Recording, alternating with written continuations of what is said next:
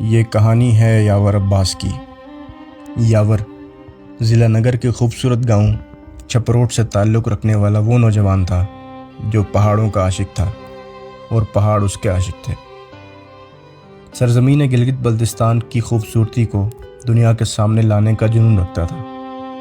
وہ نوجوان جو صرف خواب نہیں دیکھتا تھا بلکہ ان خوابوں کو حقیقت میں بدلنے کی ہمت اور جستجو رکھتا تھا۔ کم عمری میں گھر سے دور کراچی چلا گیا، وہی شہر جہاں اس نے اپنی سوچ کو، اپنی شخصیت کو نکھارا۔ یاور صرف ایک عام نوجوان نہیں تھا، وہ ایک آواز تھا، گلگت بلتستان کے نوجوانوں کی آواز، جو مسائل پر سوال اٹھاتا، ناانصافی کے خلاف بولتا اور ہمیشہ بہتری کا راستہ تلاش کرتا تھا۔ پہاڑ اس کی محبت تھے، وادیاں اس کی سانسوں میں بستی تھیں۔ یاور نے اپنی زندگی گلگت بلتستان کی چھپی ہوئی جنتوں کو دنیا کے سامنے پیش کرنے میں لگا دیا۔ گپا ویلی اگر آج ایک مشہور سیاحتی مقام ہے تو اس کی ایک بڑی وجہ یاور عباس ہے، جس نے اپنی سادہ مگر پرخلوص ویڈیوز کے ذریعے اس خوبصورت وادی کا تعارف دنیا تک پہنچایا۔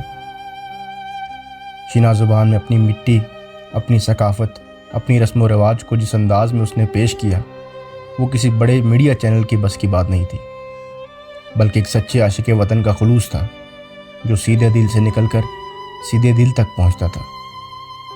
اس کی ویڈیوز میں جدید ایڈیٹنگ یا کوئی بہت بڑی ٹیم نہیں تھی، لیکن جو سب سے بڑی طاقت تھی وہ اس کی محبت تھی اپنی دھرتی کے لیے۔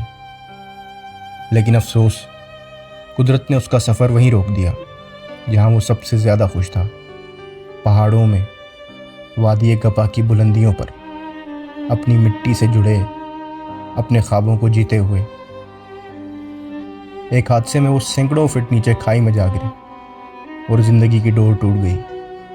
مقامی ریسکیو ٹیموں اور پاکستان آرمی کے ہیلی کاپٹرز مشن کی مدد سے اس کا جسد خاکی نکالا گیا۔ مجھے یاد ہے اسلام آباد میں میری اس سے آخری ملاقات۔ ہم مارگرا ہلز ٹریل 6 پر ہائکنگ کے لیے گئے تھے، اور کون جانتا تھا کہ وہ ہماری آخری ملاقات ہوگی۔ آج یاور ہمارے درمیان نہیں، لیکن اس کی سوچ، اس کا مشن، اس کا کردار ہمیشہ زندہ رہے گا۔ اس نے ثابت کیا کہ سچے دل، خالص ارادے اور جنون کے ساتھ کوئی بھی نوجوان اپنی مٹی کی خدمت کر سکتا ہے۔ اس نے ثقافت کو زندہ رکھا، روایات کو دنیا کے سامنے پیش کیا اور ظالم کے سامنے ڈٹ جانے کا حوصلہ دیا۔